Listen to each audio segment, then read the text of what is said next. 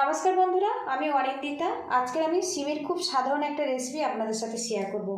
এই রেসিপিটা খুব সাধারণ হলেও বন্ধুরা খেতে কিন্তু অসাধারণ হয়। এখানে দেখুন আমি কিছুটা সিম নিয়েছি, আর এই সিমটা আমার ঘরোয়া সিম, সেই জন্য বাজারের সিমের মতো কিন্তু অতটা চওড়া নয়। সিমগুলো আমি দুটো ভাগ করে কেটে নেব, আর আগে থেকে কিন্তু সিমটা আমি ভালো করে ধুয়ে নিয়েছিলাম, সেই জন্য কাটার পরে আর ধোবো না। এইভাবে আমি সিমটা কেটে নিচ্ছি। এইরকম দুটো টুকরো করে আমি কেটে নিচ্ছি। এখানে দেখুন সিমের মধ্যে এই যে সুতো অংশ, এটা কিন্তু ফেলে দিতে হবে। সবগুলো সিম আমি এইভাবে কেটে নেব। আর একটু খেয়াল রাখতে হবে সিমের মধ্যে কোনো রকম পোকা না থাকে। সিমগুলো দেখুন টুকরো করে নিয়েছি, আর ওয়েটের দিক থেকে 500 গ্রাম সিম আছে। আর বন্ধুরা একটু ধৈর্য ধরে দেখুন রেসিপিটা, আশা রাখছি ভালো লাগবে।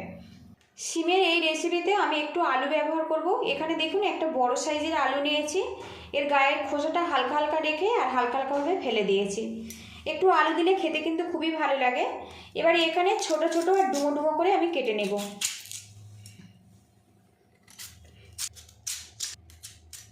এখানে একটা পাত্রতে কিছুটা জল নিয়েছি, আলুটা এইরকম শেপ দিয়ে কেটে নেব, নিয়ে জলের মধ্যে দিয়ে দেবো, তাহলে আলুটার কোনো রকম কালো হবে না। তো দেখুন আলুটা কিন্তু এইরকম ডুমো ডুমো করে আমি কেটে নিচ্ছি। এখানে কড়াটা গরম করে নিয়েছি, এর মধ্যে দিয়ে দেবো সরিষার তেল। আর আজকে রেসিপিটা আমি সরিষার তেল দিয়ে বানাবো। এদিকে দেখুন তেলটা কিন্তু বেশ ভালো করে গরম করে নিয়েছি। এবারে এর মধ্যে দিয়ে দেবো 1 চামচ পরিমাণে 5 ফোড়ন। 5 ফোড়ন দিয়ে এই রেসিপিটা বানালে গালের মধ্যে 5 ফোড়ন পড়লে বিভিন্ন রকম ফ্লেভার আসবে, খেতে কিন্তু খুবই ভালো লাগে। আর এই 5 ফোড়নটা কিন্তু খুব বেশি লাল করে ভাজা যাবে না। এবারে এর মধ্যে দিয়ে দেবো কেটে রাখা আলু আর সিম। গ্যাসের হিটটা হাইতে রাখবো, রেখে সিম আর আলুটা একটু নাড়াচাড়া করে নেব, তাহলে সিমের যে একটা কাঁচা গন্ধ ওটা চলে যাবে। উল্টে পাল্টে বেশ কিছুক্ষণ নাড়াচাড়া করে নিয়েছি। সিমের গায়ে রস কিন্তু বেশ কিছুটা শুকিয়ে গেছে, আর সিমের যে একটা কাঁচা গন্ধ আছে না, ওটাও চলে গেছে। এবারে এর মধ্যে দিয়ে দেবো স্বাদ মতো লবণ। লবণ দিয়েছি, একটু নাড়াচাড়া করে নেব। লবণ দিয়ে নাড়াচাড়া করে নিয়েছি। এবার কিন্তু জল ছেড়ে দেবে। গ্যাস হিটটা একদম লোতে রেখে একটা পাত্র দিয়ে ঢেকে রাখলাম, এতে কিন্তু সিম আর আলুটা নরম হয়ে যাবে। ঢাকনাটা খুলবো, সিমটা আর একটু উল্টে পাল্টে দেবো, তাহলে ওপরের সিমটা নিচে চলে যাবে আর খুব সুন্দরভাবে সিদ্ধ হয়ে যাবে। এখন দেখুন বেশ জল ছেড়ে দিয়েছে, এই জলেই কিন্তু সিম আর আলুটা নরম হয়ে যাবে। আবারও ঢেকে রাখবো, ঢাকনাটা খুলে নেব।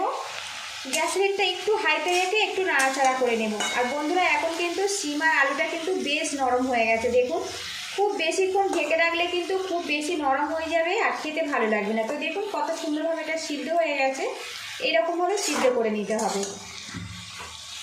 একটু নাড়াচাড়া করে এর মধ্যে যে জলটা আছে ওটা শুকিয়ে নেব। এবারে এর মধ্যে দিয়ে দেবো 1/2 চামচ পরিমাণে হলুদের গুঁড়ো।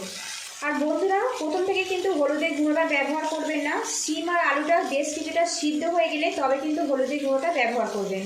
এবারে এর মধ্যে দিয়ে দেবো সামান্য পরিমাণে চিনি। সিম হচ্ছে মিষ্টি সবজি, সামান্য চিনি দিলে এর স্বাদ কিন্তু অনেকটাই বেড়ে যায়। আবারও মিক্স করে নেব।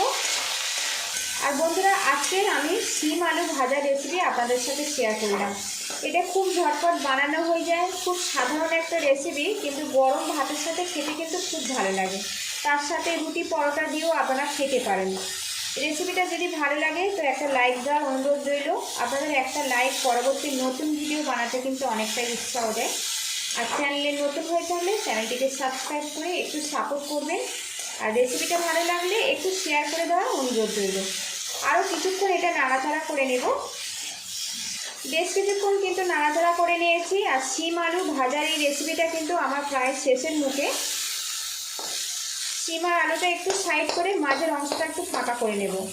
এবারে এখানে দেখুন কয়েকটা কাঁচা লঙ্কা একটু বড় বড় করে কেটে নিয়েছি, এর মধ্যে দিয়ে দেব।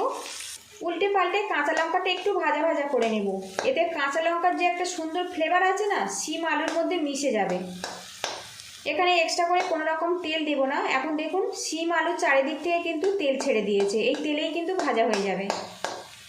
কাঁচা লঙ্কা কিছুক্ষণ নাড়াচাড়া করে নিয়েছি, আর এখন দেখুন কাঁচা লঙ্কা কিন্তু বেশ ভাজা হয়ে গেছে, কালারটা চেঞ্জ হয়ে গেছে। আবারও শিম আলু একসঙ্গে মিক্স করে নেব।